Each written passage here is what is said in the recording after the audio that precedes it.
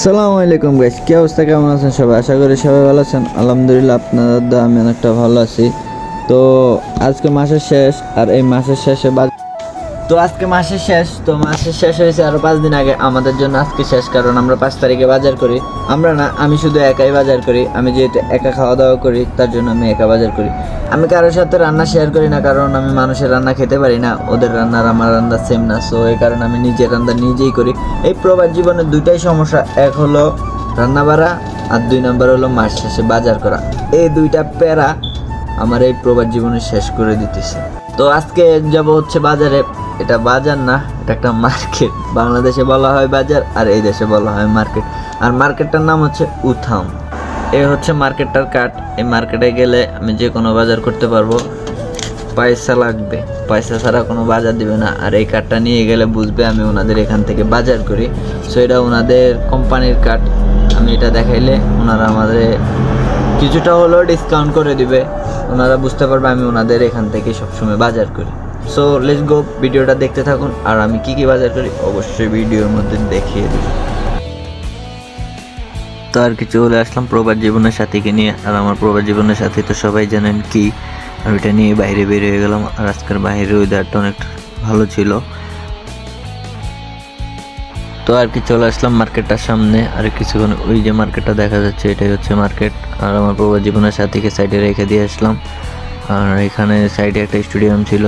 আর এতে হচ্ছে বাঙালি, নোয়াখালী আমার বাড়ি। তো উনি আমার সবসময় সাথে থাকে, বলতে গেলে আমার খুব কাছের একটা মানুষ। তো ওনাকে নিয়ে আর কি চলে যাচ্ছি দুজনে মিলে। উনি ওনার বাজার করবে, আমি আমার বাজার করবো।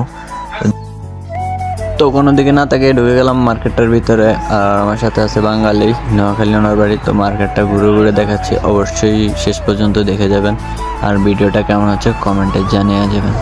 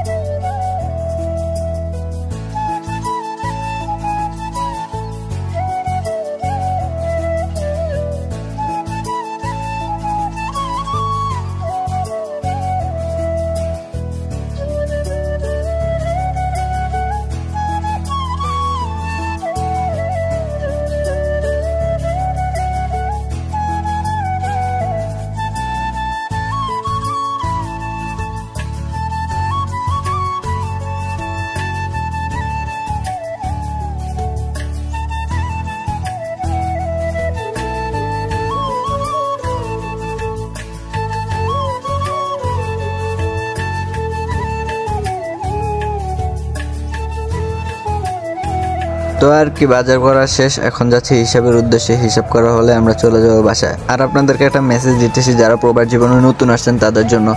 আমরা যারা বাসার নিচে মুদি দোকান থেকে বাজার করি তাদের জন্য এই মেসেজটা।